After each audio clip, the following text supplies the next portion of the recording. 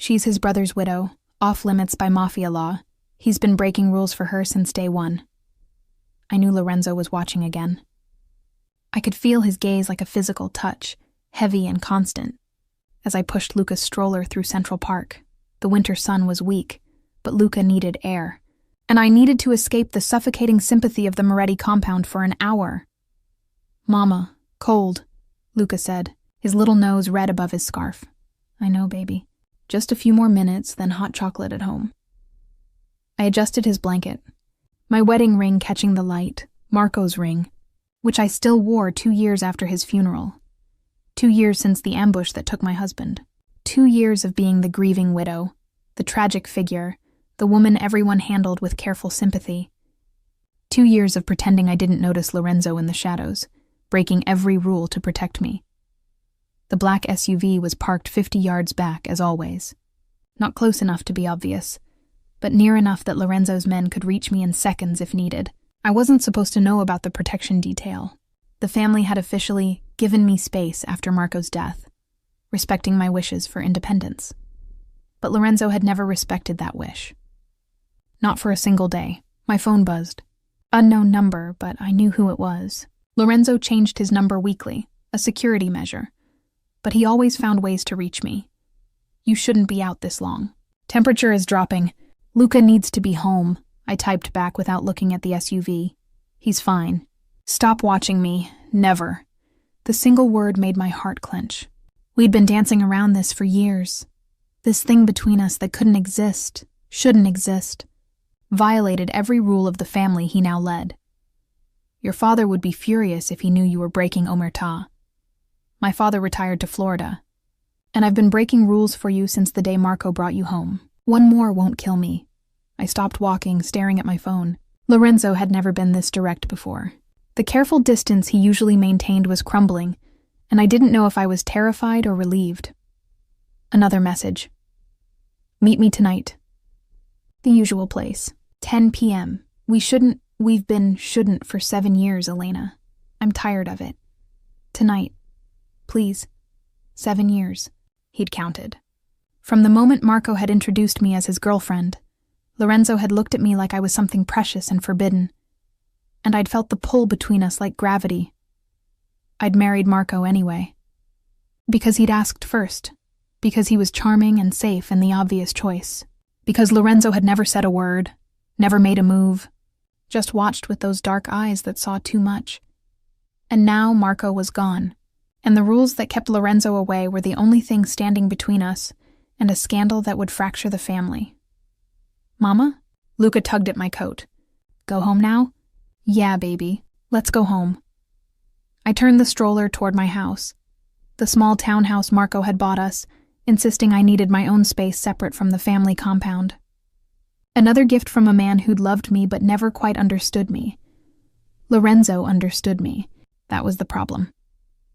The SUV followed at a discreet distance all the way home. I pretended not to notice, just as I'd pretended for 2 years. But tonight, the pretending would end. At 9:45 p.m., after Luca was asleep and Sophia had left, my sister stayed most nights, worried about me being alone. I stood in my closet debating what to wear to meet the man I shouldn't meet. The usual place was a storage unit Lorenzo owned under a shell company, completely off the grid, no cameras, no witnesses. We'd met there 3 times in the past 2 years, always at his insistence, always with the pretense of family business that could have been handled over the phone. We'd never touched, never crossed the line, but the wanting had been thick enough to choke on. I settled on jeans and a sweater, nothing that looked like I was trying. But I left my hair down instead of in the practical ponytail I usually wore, and I wore the perfume Marco had given me for our last anniversary, a small rebellion, wearing my dead husband's gift to meet his brother. The drive took 20 minutes. The storage facility was industrial, mostly used by businesses, dead empty at this hour. Lorenzo's car was already there, not the family's obvious luxury vehicles, but a nondescript sedan that wouldn't attract attention. He was leaning against it when I pulled up, arms crossed, backlit by the security light. Even in jeans and a leather jacket instead of his usual suits, he looked dangerous and magnetic. "You came," he said, as I got out of my car. You said please. You never say please.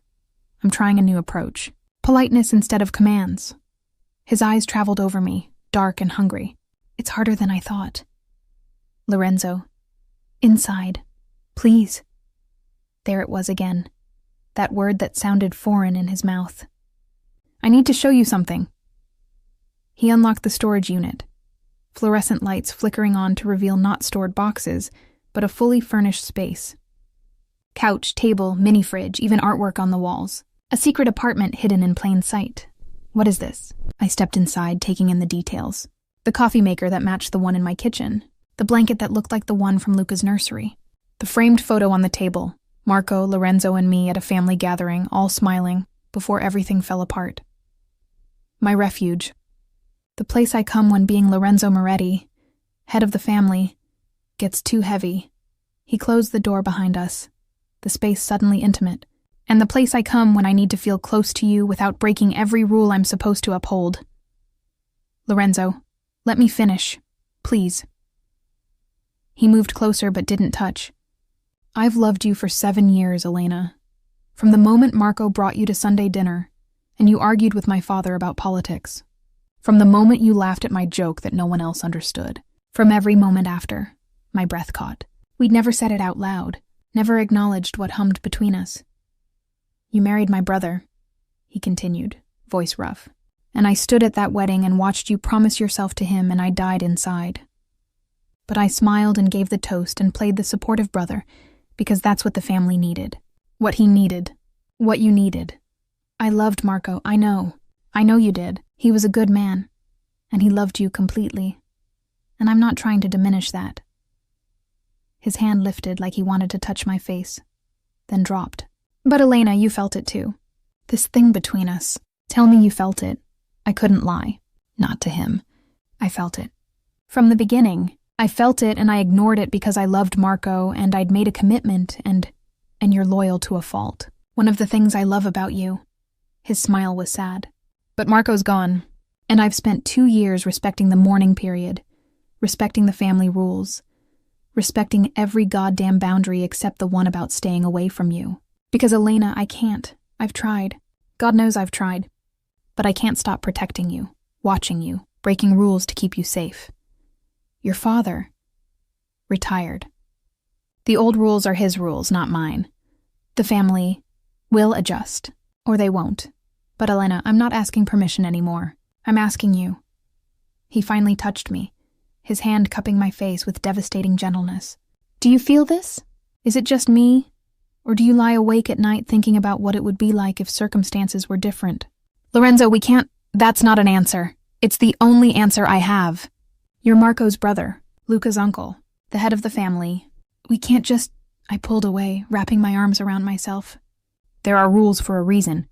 To protect the family structure. To prevent exactly this kind of what? Love, happiness, a chance at something real? His voice rose, frustration breaking through his usual control. Elena, I've been in love with you for 7 years. I've watched you marry my brother, have his child mourn his death. I've protected you in secret, broken rules in secret, loved you in secret. And I'm done. I'm so goddamn done pretending I don't want you. What are you asking me to do? Be with me. Really with me. Not in secret. Not breaking rules in the shadows. Openly. Honestly. Let me court you properly. Take you to dinner. Be in Luca's life as more than just his uncle. He moved closer again. Let me love you the way I've wanted to for 7 years. The family will never accept it. Then we'll leave. Start over somewhere else. I'll step down, give the leadership to Antonio, and we'll build a life that's ours. You'd give up everything? For me? Elena. He said my name like a prayer. You are everything. The rest is just noise. I stared at him, this powerful, dangerous man offering to throw away an empire for a chance with me. It should have felt overwhelming. Instead, it felt like the first breath after drowning. I can't ask you to do that. To give up your family, your position, you're not asking. I'm offering. There's a difference. His thumb traced my cheekbone. But I need to know, is there a chance? If I do this, if I risk everything, will you meet me halfway? Or am I in this alone? You're not alone.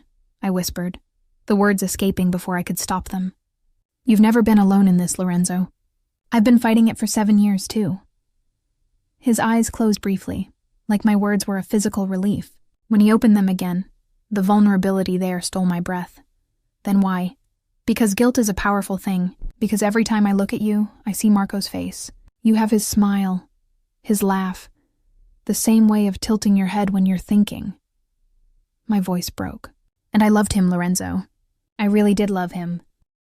I know you did. I'm not asking you to forget him or stop loving him. His hand was still on my face, thumb still tracing gentle patterns. I'm just asking if there's room for me, too. Even a small space. I'll take whatever you can give me. That's not fair to you. Let me decide what's fair to me. Elena, I've had 7 years of watching from a distance. 7 years of scraps and stolen glances and pretending I didn't feel like dying every time he touched you. If all you can give me is scraps now, that's still more than I've ever had. You deserve more than scraps. I deserve you. But I'll take what I can get. His forehead dropped to rest against mine.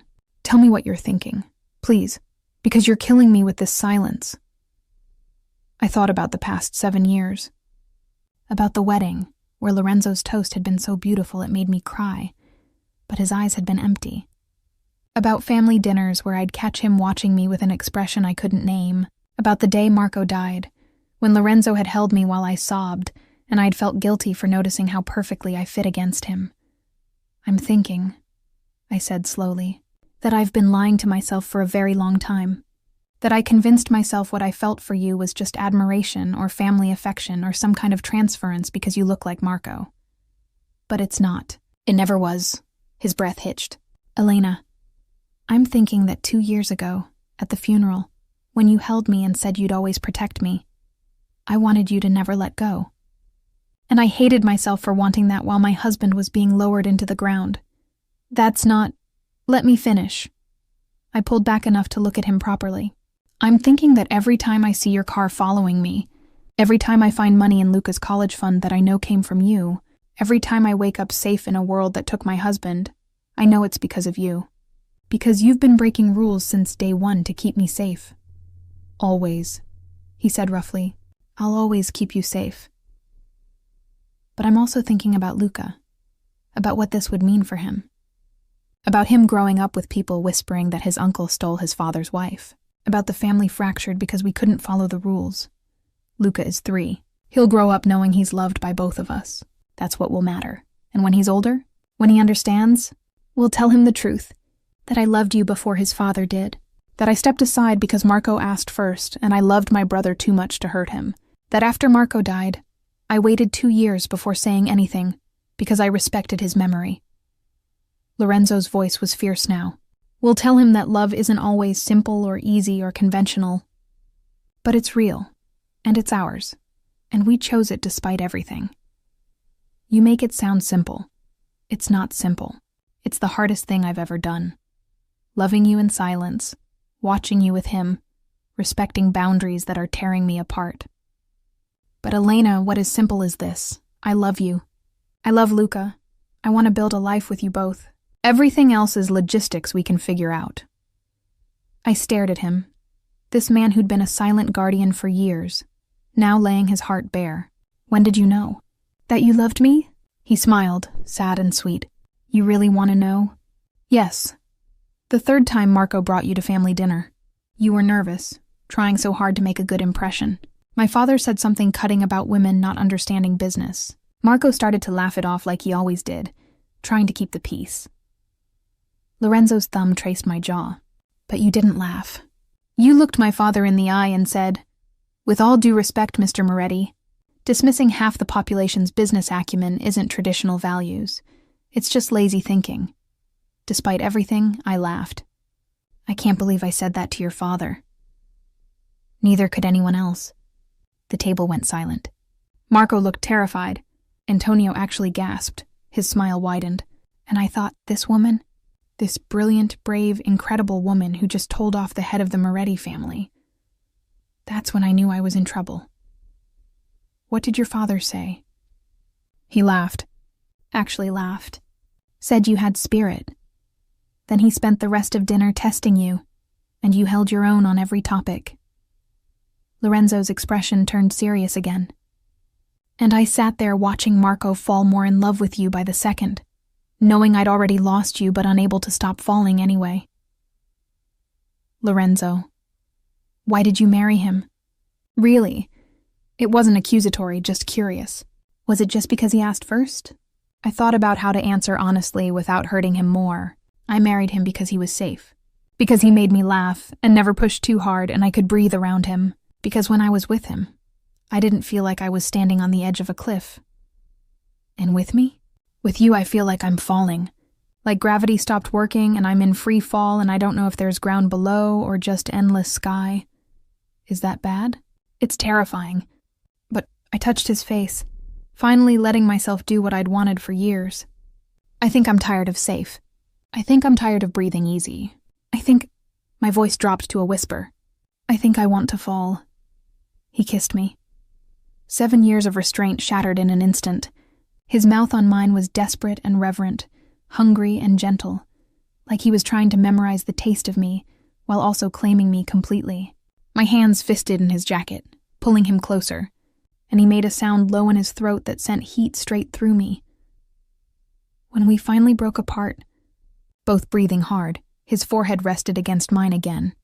"Elena," he breathed, "tell me this is real. Tell me I'm not imagining. It's real." I kissed him again, shorter this time, but no less intense. "God help us both, it's real. What do we do now?" "I don't know. Figure it out as we go?" I laughed shakily. "I'm not good at breaking rules, Lorenzo. I'm the girl who always colored inside the lines." "Then I'll teach you. I've been breaking rules for you for years. I'm an expert." He pulled back enough to look at me properly. "But Elena, I need you to know, this isn't casual for me. This isn't scratching an itch or forbidden fruit or any of that bullshit. This is me asking for forever, for a life together, for a chance to be Luca's father in truth, not just on paper. He has a father. He has a father's memory, and I would never try to replace Marco or make Luca forget him. But Elena, I can be there for him, for both of you. In all the ways that matter, your family I will adjust. My father's retired. Giovanni has no say anymore. Antonio will support me, he always has. The younger generation doesn't care about old rules, and the ones who do?" He shrugged. "They can disapprove all they want. I'm done living my life by other people's rules." "When did you become so rebellious?" "The moment I fell in love with my brother's girlfriend. Everything after that was just practice." We stayed in the storage unit for another hour, talking about logistics and fears and possibilities. Lorenzo made coffee in the little coffee maker, and we sat on the couch like a normal couple discussing plans, except our plans involved navigating family politics and widows' mourning periods, and a 3-year-old who didn't know his uncle wanted to be his stepfather. "We should tell Luca first," I said, "before anyone else. He deserves to know what's happening." "Agreed. What do we tell him?" "The truth, in 3-year-old terms. That Uncle Lorenzo cares about Mama very much, that he wants to spend more time with us, that this doesn't change how much we love Daddy." "Will he understand? He's 3. He'll adapt faster than we will." I sipped my coffee thinking, it's everyone else I'm worried about. Sophia will be shocked but supportive. Your father will have opinions from Florida. The family will deal with it. Elena, I'm the head now. What I say goes. And I say you're off limits to anyone's judgment or disrespect. You're mine and I protect what's mine. Possessive much? You have no idea. His smile was dark. I've been watching other men look at you for 2 years, knowing you were available but forbidden. Do you know how many times I've wanted to break someone's face for asking if you were dating again? Who asked? Marco's old friend Thomas. 3 times. The last time, I told him if he mentioned your name again, I'd make sure he couldn't speak for a month. Lorenzo. What? I was being restrained. My first instinct was to make sure he couldn't speak ever. He pulled me against his side.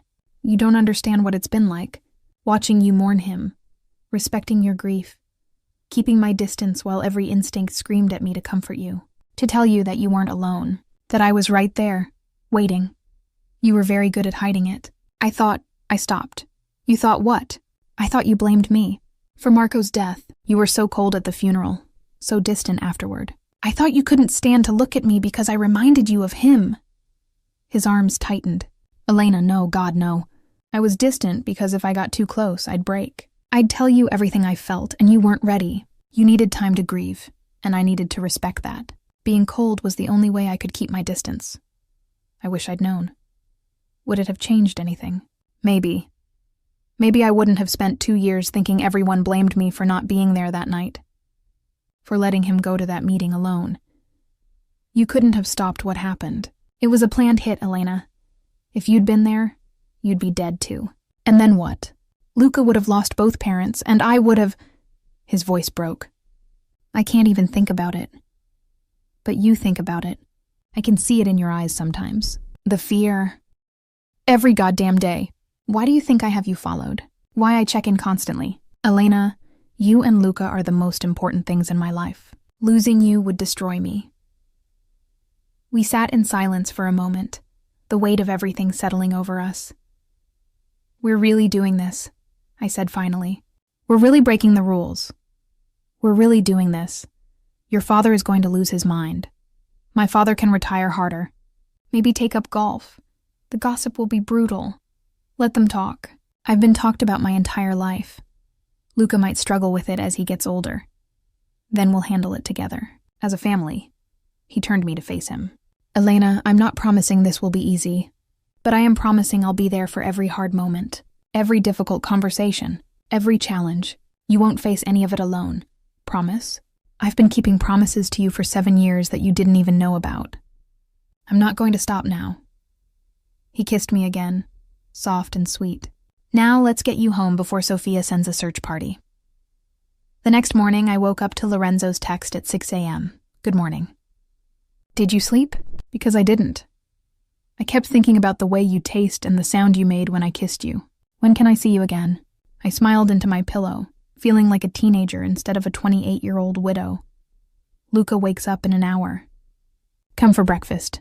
We'll tell him together. Are you sure? We can wait, I'm sure. Come over. Bring bagels, bossy. I like it.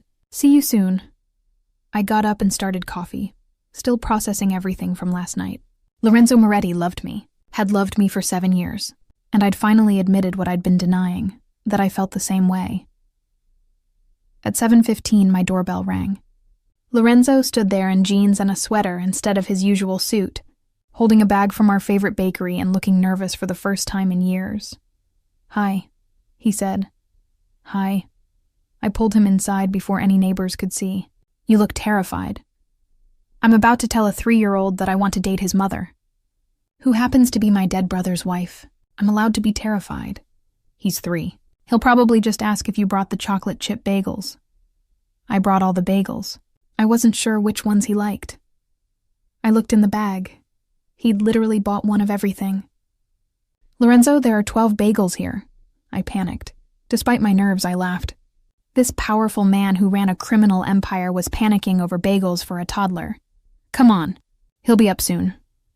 We set up breakfast in the kitchen, and right on schedule, I heard little footsteps on the stairs. Mama. Luca appeared, rubbing his eyes, clutching his stuffed lion. Then he saw Lorenzo and his face lit up. Uncle Enzo. Hey, buddy. Lorenzo scooped him up easily, and my heart clenched at how natural it looked. I brought bagels. Want to have breakfast with me and Mama? Chocolate chip? Of course. We settled at the table, Luca in his booster seat between us, happily eating his bagel while Lorenzo and I exchanged nervous glances. Luca, honey, I started. Uncle Enzo and I want to talk to you about something. Okay, Mama. He kept eating, unfazed. You know how Uncle Enzo comes to visit us a lot? And how he takes care of us? Uh-huh. He fixes things and brings pizza. Lorenzo smiled. I do bring a lot of pizza, don't I? Well, Uncle Enzo wants to visit even more and spend more time with us. Would that be okay with you? Luca looked between us, processing in the way 3-year-olds do. Like living here? Not yet, Lorenzo said gently. But maybe spending more time here. Having dinner together. Going to the park together. Would you like that? Can we get ice cream? Yes, we can get ice cream. Okay. Luca went back to his bagel. The matter apparently settled in his mind. Lorenzo looked at me with relief. That was easier than expected. He's 3. Everything is easier at 3. I reached over and squeezed Lorenzo's hand, but it was a good start. After breakfast, Lorenzo helped Luca build with blocks while I cleaned up. Watching them together, Lorenzo patient and engaged, Luca laughing and climbing on him like a jungle gym, felt right in a way that made my chest tight. Mama, look, Uncle Enzo made a castle. That's a very good castle. It's for you, Mama. You're the queen. Lorenzo's eyes met mine over Luca's head. Your son has excellent taste. I wonder where he gets that from. My phone rang. Sophia. I stepped into the hallway to answer. Where were you last night? She demanded. I stopped by around 11 and you weren't home. I was out. Running an errand. An errand at 11 p.m.? Sophia, are you seeing someone? Elena, if you're dating again, you can tell me. I'm not going to judge. I closed my eyes. This was it. The first person I'd have to tell. Can you come over now? There's something I need to talk to you about. I'm 5 minutes away. Are you okay? You sound weird. I'm fine. Just come over. I hung up and returned to the kitchen where Lorenzo was now playing airplane with Luca, making Zoom sounds while Luca giggled. Sophia's coming over. In 5 minutes. Lorenzo set Luca down gently. Should I leave? No, she needs to know. And it's better if we tell her together. Elena, are you sure? We can wait. Lorenzo, we're not hiding this. We agreed. I moved closer, lowering my voice so Luca couldn't hear. I'm not ashamed of us. Are you? God, no. I just don't want to make this harder for you. Then don't leave. Stay. Help me tell my sister that I'm dating my dead husband's brother. When you put it like that, it sounds scandalous, forbidden, completely insane. I was going to say inevitable. He touched my face briefly. But those work too. Sophia arrived exactly 5 minutes later, letting herself in with her key. She stopped dead when she saw Lorenzo in the kitchen, playing with Luca. Lorenzo, hi, I didn't know you were here. Sophia. He stood, always the gentleman. How are you? Confused. Elena said she needed to talk to me urgently and you're here and... Her eyes widened as she looked between us. Oh my God, Sophia. Oh my God. You two, are you? She pressed her hand to her mouth. Elena, are you sleeping with Lorenzo? Sophia. I glanced at Luca, who was thankfully absorbed in his blocks. Can we talk in the other room? Yes, we need to talk. Now. I looked at Lorenzo, who nodded. I'll stay with Luca. Take your time. In the living room, Sophia paced while I sat on the couch, preparing for the interrogation. How long? She demanded. We kissed for the first time last night, but how long have you had feelings for him? I took a breath. 7 years. She sat down hard. 7 years. Elena, you were married to Marco for 5 of those years. I know how it sounds, but I loved Marco. I really did love him. What I felt for Lorenzo was something I pushed down, ignored, pretended didn't exist. Does Lorenzo feel the same way? He says he's been in love with me since before Marco and I got married. Jesus. She rubbed her temples. Elena, do you understand what you're doing? The family will lose their minds. There are rules about this specifically. Brother's widow is off limits. It's been that way for generations. I know the rules. Lorenzo knows the rules. We're breaking them anyway. Why? Why risk everything for... She stopped. Do you love him? Yes, I think I always have. I just couldn't admit it before. Sophia stared at me for a long moment. Then surprisingly, she smiled. Good. Good? Elena, I've watched you survive for 2 years. Not live, survive. Going through motions. Taking care of Luca. Existing but not really there. And this morning you look alive again. If Lorenzo did that, if he makes you feel alive again, then good. You're not mad. I'm terrified for you. The family is going to be brutal. The gossip will be vicious. And Elena, what if it doesn't work out? What if... Then we'll deal with it. But Sophia, I've been safe and careful my entire life. I married Marco because he was the safe choice. And I loved him, but... I stopped, trying to find the right words. Lorenzo is the risk I should have taken 7 years ago. I'm not going to waste more time being safe. She hugged me tightly. Okay, I'm here. Whatever you need, I'm here. But Elena, you need to tell the family before someone else does. This can't be a secret. We know. My phone rang. Unknown number, but the caller ID showed it was from the Moretti compound. Hello? Elena, it's Antonio. Lorenzo's consigliere, his voice tight. Is Lorenzo with you? Yes, why? Giovanni knows. Someone saw Lorenzo's car at your house this morning and called him. He's on his way back from Florida. He's not happy. You both need to get to the compound, now. My blood ran cold. How does he know? It doesn't matter how he knows. He knows, and he's calling a family meeting. Elena, this is going to get ugly fast. Get Lorenzo and get here. I'll do what I can to control the damage. He hung up, and I stood frozen, holding my phone. What's wrong? Sophia asked. Lorenzo appeared in the doorway, Luca on his hip. Elena, your father knows. Someone saw your car here. He's coming back from Florida. There's a family meeting. My voice shook. Lorenzo, this is happening now. We're not ready. We're as ready as we're going to be. He handed Luca to Sophia. Can you watch him? Of course. Lorenzo pulled me close. Elena, look at me. We knew this would be hard. We knew there would be consequences. But I'm not backing down. Are you? I thought about the past 7 years, about playing it safe, about following rules that kept me lonely and grieving, about Luca growing up watching his mother settle instead of fight for happiness. No, I'm not backing down. Then let's go face the family. Together. We drove to the compound in Lorenzo's car, my hand in his the entire way. The family estate loomed ahead, the house where I'd had Sunday dinners for years, where I'd celebrated holidays and birthdays, where I'd been welcomed as Marco's wife and mourned as his widow. Now I was about to walk in as Lorenzo's. What? Girlfriend? Partner? The woman breaking every rule? I've got you, Lorenzo said, squeezing my hand. No matter what happens in there, I've got you. I know you do. That's the only reason I'm not running. Running is still an option. We could drive to the airport right now, start over somewhere else, and prove everyone right? That we're shameful? Wrong? I shook my head. No, we face this head on. We show them we're not ashamed. Have I mentioned I love you? Not in the last hour. I was starting to worry. He kissed me, right there in the driveway where anyone could see. I love you, Elena Moretti, and I'm about to make sure every person in that house knows it. Your father is going to explode. Probably. Should be entertaining. We walked into the house hand in hand. The family was already gathered in the main room. Aunts, uncles, cousins, key members of the organization. And at the head of the table, looking like an Old Testament prophet, was Giovanni Moretti. Lorenzo's father had aged since retirement, but he still commanded attention. His eyes fixed on our joined hands, and his expression went from cold to ice. Lorenzo, Elena, how good of you to join us. His voice dripped sarcasm. Please sit. We have much to discuss about respect and rules and how both of you have decided to spit on Marco's memory. Lorenzo's hand tightened on mine.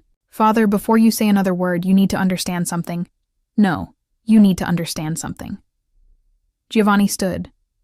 Your brother's widow is off limits. This is not new. This is not negotiable. This is the foundation of our family structure. And you... He turned his glare to me. You should be ashamed. Marco gave you everything. His name, his child, his protection. And 2 years after his death, you're in bed with his brother? We're not in bed with anyone, Lorenzo said coldly. Though my personal life is none of your business anyway. Not my business? You're the head of this family? Exactly. I'm the head, not you. You retired, remember? Which means I make the rules now. And the rule about brothers' widows? He pulled me closer. That's an old rule. One that doesn't serve anyone except men who want to control women even after they're dead. You dare, I dare, because I've loved Elena for 7 years. I loved her before Marco married her. I loved her while she was his wife, and I love her now. And I'm not going to apologize for that or hide it, or pretend it's wrong when it's the most right thing in my life. The room erupted. Voices overlapped, some shocked, some angry, some surprisingly supportive. Antonio stood immediately, positioning himself beside Lorenzo in a clear show of loyalty. But Giovanni's voice cut through the chaos. You think you can just rewrite centuries of tradition because you're infatuated? I think I can rewrite rules that don't serve anyone except dead men's egos, Lorenzo shot back. And father, with all due respect, this stopped being your decision the day you handed me leadership. Leadership doesn't mean doing whatever you want, doesn't it? Lorenzo's voice was deadly calm. because I seem to remember you making plenty of decisions that broke tradition when it suited you. Like partnering with the Irish when the old guard said never to trust them. Like legitimizing businesses when everyone said we'd lose our power. Like retiring to Florida instead of dying in this chair like your father did. Giovanni's face reddened. That's different. It's exactly the same. You changed rules that needed changing. I'm doing the same. He turned to address the room. Marco was my brother. I loved him, and his death nearly destroyed me. But he's been gone for 2 years. Elena has mourned him properly. And this rule, that his widow must remain alone for the rest of her life, is archaic and cruel. It's about respect, one of the uncles interjected, about honoring the dead, by condemning the living to loneliness. Elena's voice rang out, surprising everyone, including herself. She stood straighter, finding her courage. With all due respect, Uncle Carmine, Marco loved me. He wanted me to be happy. Keeping me isolated and grieving forever doesn't honor his memory.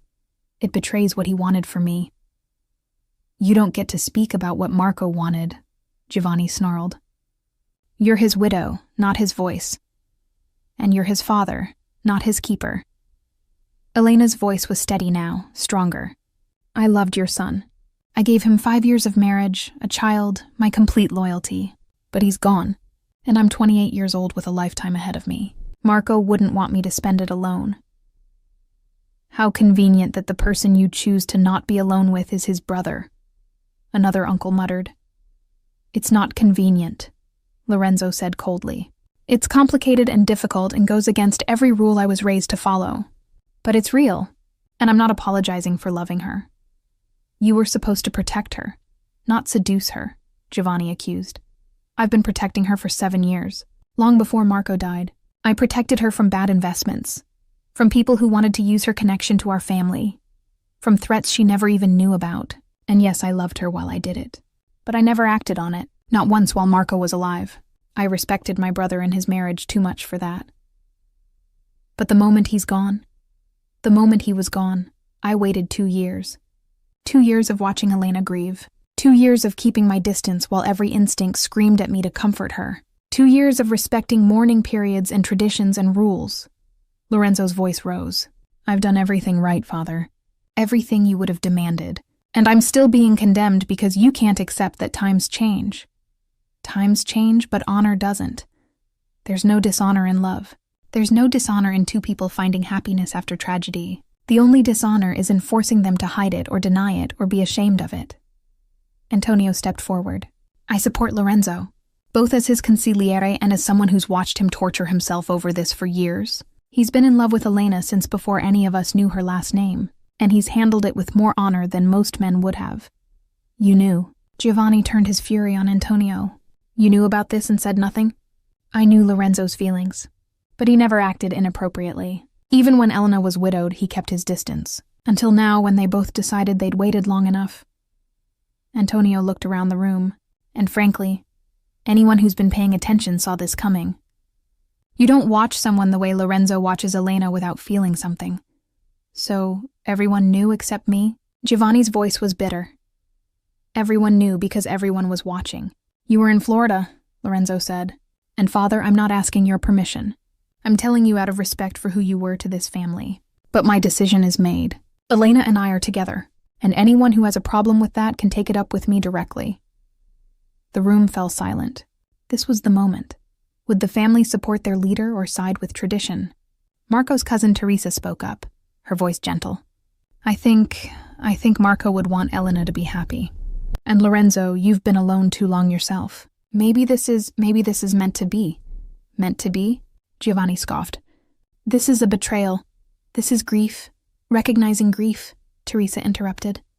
Two people who loved Marco finding comfort in each other. How is that betrayal? She's his widow. And she's also a woman with her own life to live. Marco's been gone 2 years, Papa Giovanni. How much longer should Elena mourn? 5 years? 10? Forever? Other voices chimed in. Younger family members mostly, supporting Teresa's point. The older generation looked uncertain, torn between tradition and the reality that their leader had made his choice. This sets a dangerous precedent, one of the older uncles said. What's next? We abandon all the old ways? We abandon the ways that don't serve us anymore. Lorenzo said firmly. The ways that hurt more than help. But the important traditions, family, loyalty, protection, honor, those stay. I'm not destroying our family. I'm evolving it. By sleeping with your brother's widow. By loving a woman who makes me want to be better. Who makes me want to build something beyond just survival and power. Elena makes me think about legacy and future, and what kind of family we're leaving for Luca and any other children who come after. Lorenzo's voice softened slightly. Father, you taught me that family is everything. Well, Elena is family, and I'm choosing to expand that family instead of letting grief and old rules shrink it. Giovanni stared at his son for a long moment. Then he looked at Elena, really looked at her, and something in his expression shifted. You loved my son. Truly? With all my heart, Elena said quietly. Every day we were together, every moment we had. I loved him completely. And now you love Lorenzo? Yes, I tried not to. For years I tried not to, but I do. And Luca, what about my grandson in all this? Luca needs to see that life goes on. That loss doesn't mean the end of happiness. And Elena took a breath. He needs a father figure who's present and involved. Lorenzo has been that for him since Marco died. This just makes it official. Giovanni was quiet, processing. Then he turned to Lorenzo. If you do this, if you go through with this, there will be talk. People will question your judgment, your leadership. Let them. I've proven myself 100 times over. One personal decision doesn't change my capability to lead. And if it divides the family, then the people who leave didn't belong here anyway. Family means supporting each other, especially in difficult choices. Giovanni shook his head slowly, looking older than his years. You're asking me to accept something that goes against everything I was taught. I'm asking you to trust me the way you trusted me when you made me head of this family. I haven't let you down yet. Another long silence. Then Giovanni sighed. I don't like this. I'll probably never fully accept it. But he looked at Elena. Marco is gone. And you're right that he'd want Elena happy more than he'd want her alone. He turned back to Lorenzo. Don't make me regret supporting this. You have my word. The tension in the room eased slightly. Giovanni's acceptance, however reluctant, carried weight with the older generation. Antonio clapped Lorenzo on the shoulder. That went better than expected. The bar was incredibly low, Lorenzo muttered. But his relief was obvious. Elena found herself surrounded by family members, some offering cautious congratulations, others asking questions, a few still clearly disapproving but staying quiet out of respect for Giovanni's decision. Teresa hugged her tightly. I'm glad you're not going to be alone anymore. And Elena? Marco talked about Lorenzo sometimes, about how he wished his brother would find someone. I think he'd approve of this. In his own way, thank you. That means more than you know. After an hour of navigating conversations and accepting conditional blessings, Lorenzo and Elena finally escaped to his office on the second floor. That was, Elena started. Horrible? Terrifying? Like facing a firing squad? I was going to say not as bad as it could have been, but yours works too. She collapsed onto his couch. Your father is going to hate me forever. My father will get over it. He always does. Lorenzo sat beside her, pulling her close. You were incredible in there. Standing up to him, speaking your truth. I've never been more attracted to you. I was shaking the entire time. Courage isn't not being scared. It's being scared and doing it anyway. Did you read that on a motivational poster? Antonio has them all over his office. The man loves inspirational quotes. He kissed her temple. But seriously, Elena, you were amazing. And I'm sorry you had to go through that. We went through it together. That's what matters. So what now? We've told the family. They've reluctantly accepted it. What's next? Elena thought for a moment. Now we actually date, like normal people? Except with bodyguards and family politics and the ghost of your brother between us? When you put it that way, it sounds so romantic. We're not normal people, Lorenzo. We never will be. But maybe we can build something real anyway. I'd like that. The building something real part. He pulled her into his lap. Starting with this. He kissed her. And unlike last night's desperate urgency, this kiss was slow and thorough and full of promise. When they finally broke apart, Elena rested her forehead against his. I love you. I probably should have said that before we faced your father, but I love you. I know. You jumped in front of a metaphorical firing squad for me. That's bigger than words. His hand cupped her face. But say it again anyway. I've waited 7 years to hear it. I love you, Lorenzo Moretti. Even though you're possessive and overprotective and probably slightly crazy. Only slightly? Okay, very crazy. But mine anyway. Yours. Always yours. He kissed her again. Now let's go get our son and take him for that ice cream I promised. Start our life as a real family. Our son, Elena repeated softly. I like the sound of that. Get used to it. Because, Elena, I'm adopting Luca officially, making him legally mine in every way that matters. If you'll let me. Lorenzo, he's Marco's blood and I'll make sure he knows his father. But I want to be his father too, in the ways that count. Being there, raising him, loving him. Can I do that? Tears filled Elena's eyes. Yes, God, yes. They drove back to Elena's house together, hand in hand, the weight of the family meeting finally lifting. Sophia met them at the door with Luca, who launched himself at Lorenzo. Did you have a good time with Aunt Sophia? Lorenzo asked. We made cookies. But I saved you one, Uncle Enzo. He held out a slightly squashed chocolate chip cookie. That's the best gift I've ever received. Lorenzo took a bite. Delicious. Did you help make these? I mixed, and I only ate 3 before Aunt Sophia said, That's enough, mister. 3 is a very reasonable number. Lorenzo looked at Elena. Ready for that ice cream? Can Aunt Sophia come? Luca asked. Of course she can. They went to the ice cream shop Luca loved, the 4 of them like a patchwork family finding their shape. Lorenzo lifted Luca onto his shoulders so he could see all the flavors, and Elena watched them with her heart full. You're happy, Sophia observed. Really happy. I haven't seen you like this in 7 years? Yeah, 7 years. She squeezed Elena's hand. I'm glad you finally let yourself have this. That night, after Luca was asleep and Sophia had gone home, Elena and Lorenzo stood in her kitchen drinking wine and processing the day. We did it, Elena said. We told everyone. Survived the family meeting. Started our life together officially. We did. And Elena? He pulled her close. This is just the beginning. We've got a lifetime of moments ahead of us. Good ones, hard ones, everything in between. I'm ready. As long as you're with me. Always. For the rest of our lives, 6 months later, Mama, look, I made a tower. Luca's voice rang out across Lorenzo's penthouse, where we'd spent increasingly more time over the past months. I looked up from the gallery catalog I was reviewing.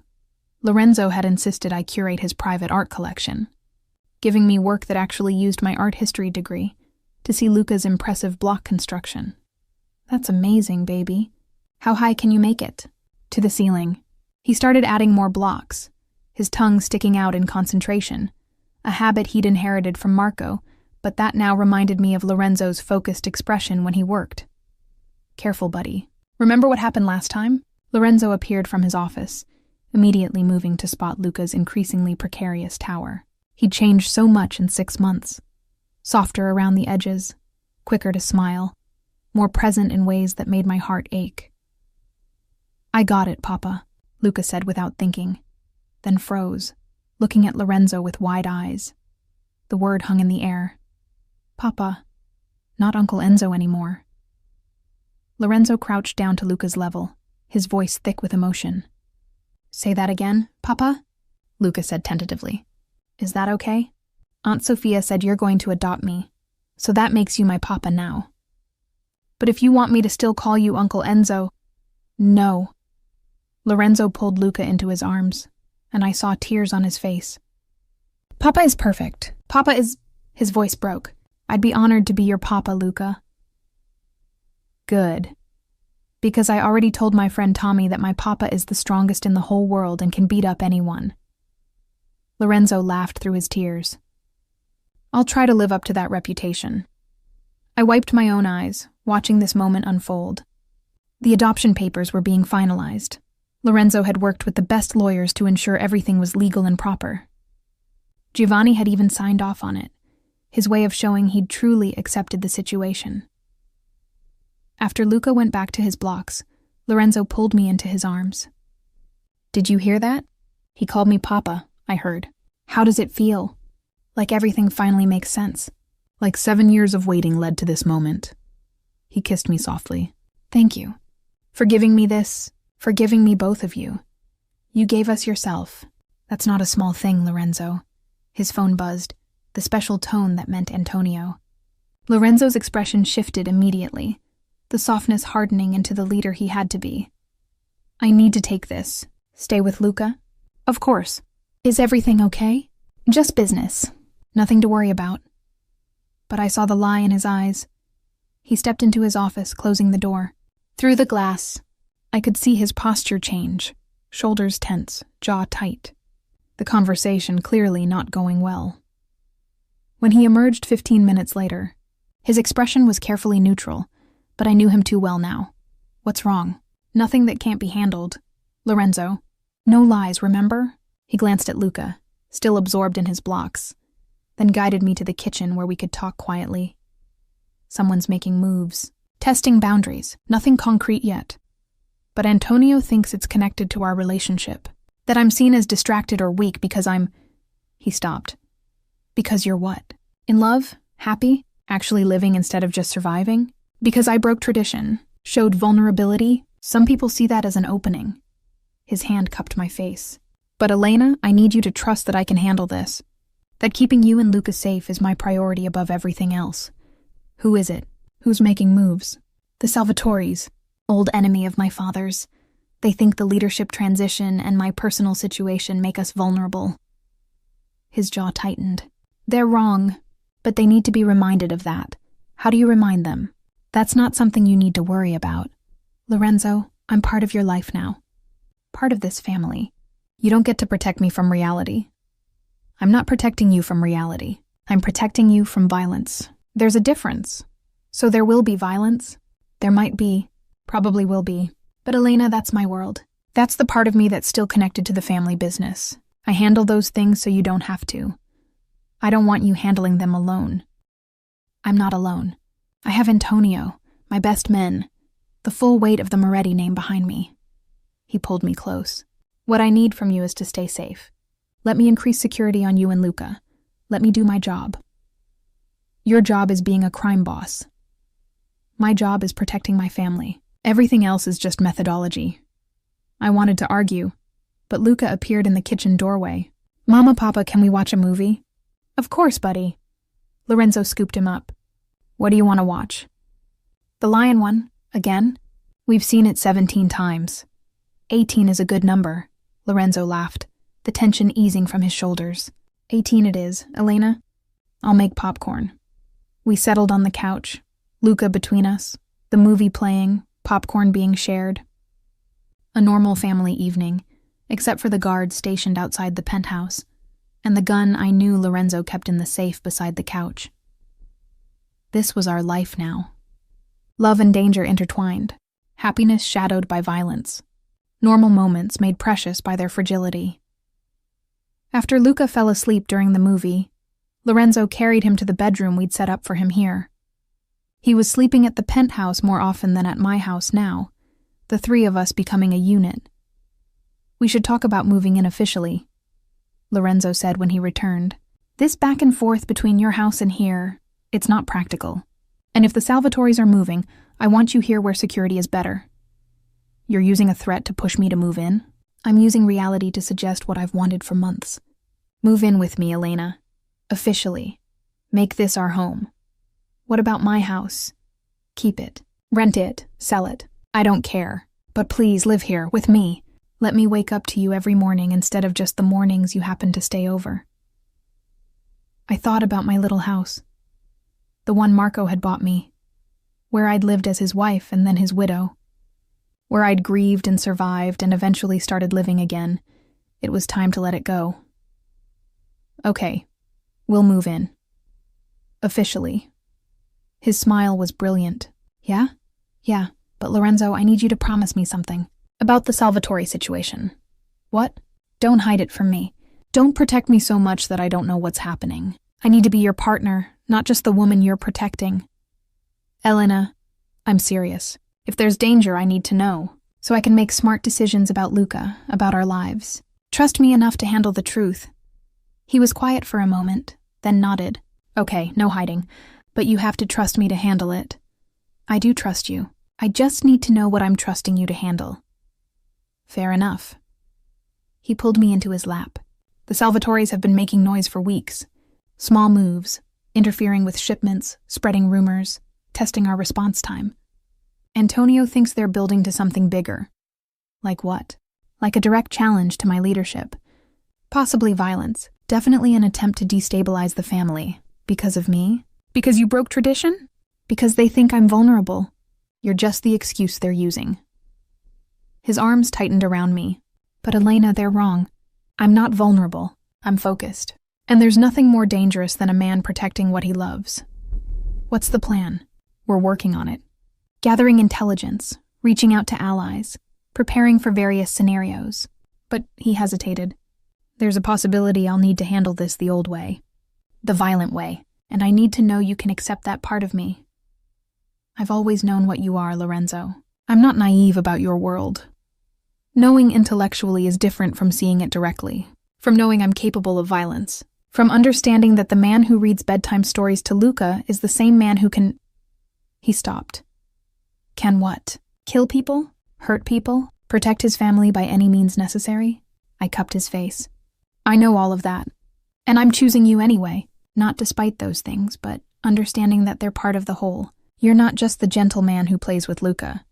You're also the leader who does what needs to be done. I accept both. You're extraordinary, you know that? I'm realistic.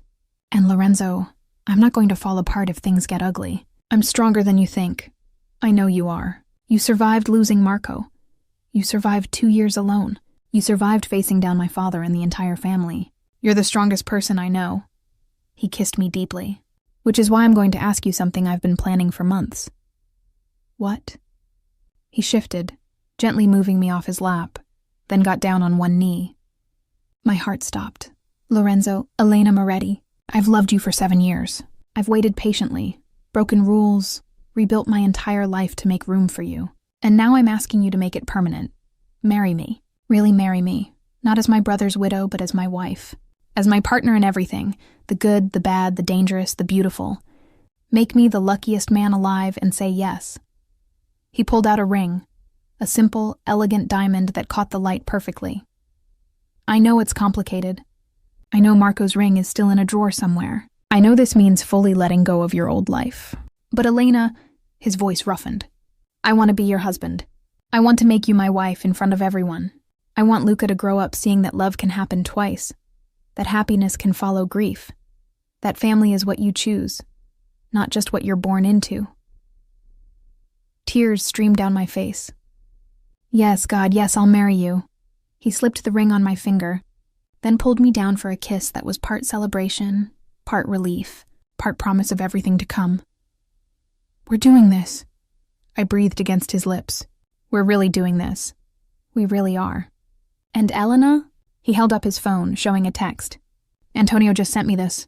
The Salvatores just backed down. Word got out that I was proposing tonight, and they decided discretion was the better part of valor. Apparently attacking a man on the night he proposes is bad optics, even for criminals. You planned this? You proposed to defuse the situation? I propose because I love you, and I've been carrying this ring for a month waiting for the right moment. The timing was just fortuitous. His smile was wicked, though I'm not above using our engagement as a strategic advantage. Fair is fair in love and war. You're impossible. You love it. I really do. We stayed on the floor, wrapped in each other, the ring on my finger catching light from the city below. Somewhere in the bedroom, Luca slept peacefully. Outside, guards protected our family, and in this moment, everything was perfect. 1 year later, I stood in front of the mirror in Lorenzo's penthouse, our penthouse now, adjusting the simple cream dress I'd chosen for today. Not white. That felt wrong for a second wedding. But cream, elegant, with Luca's help picking it out because Mama looks like a princess. You look beautiful. Sophia appeared behind me, already crying. Elena, you look so happy. I am happy. Terrified but happy. Why terrified? You've been living together for a year. This is just making it official. Because this feels different than marrying Marco. That wedding was huge. Hundreds of people. All about tradition and family politics. This I gestured to my simple dress, the small ceremony we'd planned. This is just about love. And somehow that feels more important, more real, because it is real. You and Lorenzo, you fought for this. Broke rules, faced down the family, chose each other despite everything. Sophia squeezed my shoulders. That's real love, Elena. The kind that survives everything. A knock at the door. Then Luca burst in wearing his little suit, Lorenzo right behind him trying to fix his tie. Mama, Papa says I look sharp as a tack, but I don't understand because tacks aren't sharp. They're pointy. Different kind of sharp, buddy, Lorenzo said, laughing. Then he saw me and stopped. Elena, wow. You're not supposed to see me before the ceremony. Bad luck. We're getting married on the anniversary of the day I first told you I loved you. In front of both our families who once thought this was forbidden. I think we've already handled all the bad luck we're going to get. He moved closer, Luca between us. Besides, I wanted to give you something. Both of you. He pulled out 2 small boxes. The one for Luca contained a watch. Simple, elegant, with an inscription on the back. To my son. Love always, Papa. This was Marco's, Lorenzo said softly. Your father's. He wore it every day. And now it's yours. So a piece of him is with us today. Luca's eyes went wide. Really? My daddy's watch? Really. When you're older, I'll tell you all about him. How brave he was. How much he loved you and your mama. How he was the best brother I could have asked for. Lorenzo crouched down to Luca's level. He's not here, but he's still part of our family. Always. I'll take good care of it, Papa. I promise. I know you will, son. Then Lorenzo turned to me, opening the second box. Inside was a delicate necklace, a small pendant with 3 stones. Ruby, sapphire, emerald, our birthstones, I breathed. Marco's, mine, and yours. So all 3 of us are with you today. Past, present, and future. He fastened it around my neck. I'm not trying to replace him, Elena. I'm trying to honor him while building our future. Is that okay? I touched the pendant, tears streaming down my face. It's perfect. You're perfect. This whole imperfect, complicated, rule-breaking situation is perfect. Good. Because Giovanni's downstairs already crying. Teresa's organizing the seating even though there are only 30 people. And Antonio made a speech that's apparently 17 minutes long. 17 minutes? I told him to cut it to 5. He negotiated to 12. We settled on 8. Despite my tears, I laughed. How did I get so lucky? We both got lucky. 7 years of torture, but we got here eventually. He kissed me softly. Ready to make this official? More than ready. The ceremony was in the penthouse's main room, which Sophia and Teresa had transformed with flowers and candles. Small, intimate, just family and our closest friends. Giovanni sat in the front row, still not entirely comfortable but present, which was progress.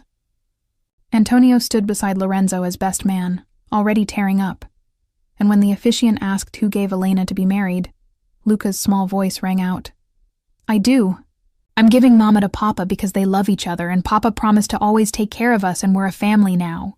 The room erupted in laughter and tears. Lorenzo scooped Luca up, holding him while the officiant continued. Well, that's a first, the officiant said, smiling. But beautiful nonetheless. Lorenzo, Elena, you've written your own vows. Lorenzo went first, still holding Luca. Elena, 7 years ago, my brother brought home the woman he was going to marry, and I fell in love instantly. I spent 5 years watching you build a life with him, loving you in silence, respecting boundaries that nearly killed me. Then I spent 2 more years watching you grieve, waiting for the right moment, breaking rules to keep you safe. And now, finally, I get to stand here and call you my wife. His voice roughened with emotion. You make me want to be better. You make me believe that men like me can have happy endings. You gave me Luca, gave me a son to raise and love. You gave me a reason to legitimize my life, to build something clean and good. You gave me everything. And I promise, for the rest of my life, I'll spend every day trying to deserve you. To make you happy. To be the man you see when you look at me with those eyes that see past the danger to the person underneath. I love you, Elena. Always have. Always will. I was sobbing by the time he finished. The officiant handed me a tissue before nodding for me to go. Lorenzo. I took a shaky breath. When I married Marco, I thought I knew what love was. He was safe and kind and made me laugh. And I did love him truly. But with you, I touched the necklace. With you, I learned that love can be terrifying and thrilling and complicated and simple all at once. You make me feel alive in ways I didn't know were possible. You see me, really see me, in ways no one ever has. I spent 7 years denying what I felt, pushing it down, ignoring it, pretending it was just admiration or family affection. But it wasn't. It was love. Deep, real, impossible to ignore love. And I'm so grateful to Marco for bringing us together, to you for waiting, to fate for giving us this second chance. I promise to stand beside you always, to be your partner in everything, the leadership, the family, the chaos, the beauty, to raise Luca together, honoring Marco while building our own family. I love you. I choose you, today and every day after. I now pronounce you husband and wife, the officiant said, wiping his own eyes. Lorenzo, you may kiss your bride. Lorenzo handed Luca to Antonio and pulled me close, kissing me deeply while everyone applauded and cheered. When we broke apart, both breathless, Luca wiggled free from Antonio and hugged both our legs. We're married now. All of us, we're a real family. We've always been a real family, buddy, Lorenzo said, picking him up. This just makes it official. The reception was in the same room, casual, full of love and laughter. Giovanni's toast was surprisingly emotional, talking about how he'd been wrong to judge, how love had no timeline or rules, how he was proud of Lorenzo for choosing happiness over tradition. Teresa's toast made everyone cry, talking about Marco's love for both Elena and Lorenzo, how he'd want them to be happy, how family was about supporting each other through everything. And Antonio's toast, which did end up being closer to 12 minutes, was full of stories about Lorenzo's 7-year torture, the rules he'd broken, the lengths he'd gone to protect Elena without her knowing. He's been in love with you since before any of us knew your middle name, Antonio said. And watching him finally get to be happy? That's the best thing I've seen in 12 years of working for this family. Later, after Luca was asleep in his room and the guests had gone home, Lorenzo and I stood on the balcony overlooking the city. We did it, I said. We're actually married. We're actually married. You're Elena Moretti. Again. But different this time. Very different. Better. Hey, Marco was wonderful. And I loved him. But Lorenzo, what we have, this is the kind of love people write about. The kind that survives everything. The kind that's worth breaking rules for. I turned in his arms. I have something to tell you. What? I'm pregnant. He froze. What? I found out 3 days ago. I wanted to wait until after the wedding to tell you. But I can't keep it in anymore. We're having a baby, Lorenzo. A little brother or sister for Luca. His expression went through about 17 emotions before landing on pure joy. We're having a baby? Elena, He picked me up and spun me around. We're having a baby. Lorenzo, put me down before you drop the baby. I'm never dropping you. Either of you. Both of you. He set me down gently. How far along? About 8 weeks. It's still early, but we're having a baby. Our baby. Luca's going to be a big brother. He dropped to his knees, pressing his face against my still flat stomach. Hi in there. I'm your papa, and I already love you so much. You and your mama and your brother. You're my whole world. I ran my fingers through his hair, my heart so full it hurt. We're really doing this, building a life together. A family. The family I've dreamed about for 7 years. He stood, pulling me close. Elena, thank you. For giving me this. For giving me you. For giving me Luca. For giving me this new baby. For making me the happiest man alive. Thank you for waiting. For breaking rules. For loving me even when it was forbidden. I'd wait another 7 years if I had to, though I'm very glad I don't have to. We stood there, wrapped in each other, the city lights twinkling below, our son sleeping inside, a new baby growing between us. This was happiness. Real, complicated, hard-won happiness. I love you, I whispered. I love you more. Impossible.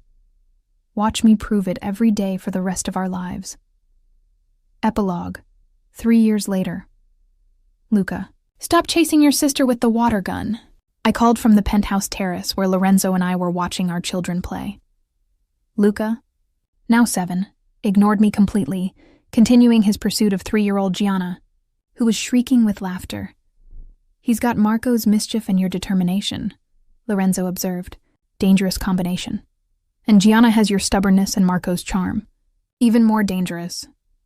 I leaned back against him, watching our family. "Can you believe this is our life? Sometimes I still wake up and think I'm dreaming. That you're going to disappear. That I'll still be the guy watching from a distance, breaking rules in secret. Well, you're not. You're the guy who broke rules publicly, married his brother's widow, and built a family that breaks every tradition. How does it feel?" "Like everything I never knew I wanted." He kissed the top of my head. "How are you feeling? The morning sickness easing up?" I touched my barely there baby bump. "A little. This one's easier than Gianna was. Maybe it's a boy. Even things out. Or another girl who'll have you completely wrapped around her finger like her sister does." "I'm not wrapped around her finger." "Lorenzo, you bought her a pony last week because she said, 'Please, Papa,' in that voice. That's just good parenting. Teaching her that manners are rewarded. You're hopeless. Hopelessly in love with you. There's a difference." Giovanni appeared on the terrace, Luca immediately running to him. No, watch me do a flip." "Carefully. Your grandmother would kill me if you broke something at my house." "We're at Papa's house, No. "Same thing. This was all my house once." But he was smiling, the relationship between him and Lorenzo finally easy, all old arguments settled. "How's retirement treating you?" Lorenzo asked. "Boring. You young people have all the fun now." Giovanni sat down, Luca climbing into his lap. "Though I do enjoy being No more than I enjoyed being boss." "Less stressful?" "You terrorized me for 6 months over this relationship," I pointed out. "And I was wrong. I've admitted this multiple times. Must we keep bringing it up?" "Yes," Lorenzo and I said in unison, then laughed. Teresa came out with refreshments, followed by Sophia and her new fiancé. The terrace filled with family, biological and chosen, complicated and loving, exactly what we'd built together. "Speech," Antonio called from inside. "Lorenzo's making a speech." "I'm not making a speech. You're the patriarch now. You have to make speeches. It's in the rule book." "What rule book?" "The one I'm writing. Chapter 1. Always make speeches at family gatherings." Despite himself, Lorenzo laughed. He stood, pulling me up with him, his arm around my waist. "Fine. A speech. We're gathered here today. Wait, that's weddings. Let me start over." He looked around at our family. 10 years ago, my brother brought home the woman he loved. I fell for her immediately, but kept quiet because that's what honor demanded. When Marco died, I waited 2 years before saying anything. And when I finally did, half of you thought I was making a terrible mistake. "Only half," Giovanni muttered. "But here we are. Elena and I have been married for 3 years. Luca's thriving. Gianna's perfect. We have another baby on the way. And this family, this complicated rule-breaking, formerly feuding family, is stronger than ever." So my speech is this. Sometimes breaking rules is exactly what needs to happen. Sometimes honoring the dead means letting the living be happy. And sometimes, he pulled me closer, sometimes waiting 7 years for the right person is worth every moment of torture. "To breaking rules," Antonio raised his glass. "To happy endings," Teresa added. "To family," Giovanni finished. We all raised our glasses, and I looked around at the faces I loved. The family that had fought me, accepted me, welcomed me, grew with me. This was what we'd built. Not despite the complications, but because of them. "What are you thinking?" Lorenzo asked later, after everyone had gone home and the kids were asleep. "That I'm grateful. For all of it. The waiting, the rules we broke, the family drama, the happiness we fought for. It made us stronger. Worth it? Every second." I touched my belly. "We're building something beautiful, Lorenzo. A family that chooses love over tradition, that evolves instead of stagnates. That started with me ordering espresso, and you serving it with a smile 7 years ago in a completely different context than this current life." I laughed. "That's not how we met, I know. But it's a better story than I fell in love with my brother's girlfriend and spent 7 years in torture. Both stories are true. Both matter," I kissed him softly. "And both led to this, to us, to our beautiful, complicated, rule-breaking family. Best broken rule I ever made, best choice I ever made. Choosing me, choosing us, choosing to break the rules. choosing to build this life despite everyone saying we shouldn't. I rested my forehead against his. I'd choose it again. Every time. In every lifetime. Good. Because you're stuck with me now. Forever. Promise? Promise. We stood on the terrace, the city lights below, our children sleeping inside, a new baby growing, our family complete. This was happiness. Hard-won. Rule-breaking. Absolutely perfect happiness. And 7 years of waiting had been worth every single moment to get here.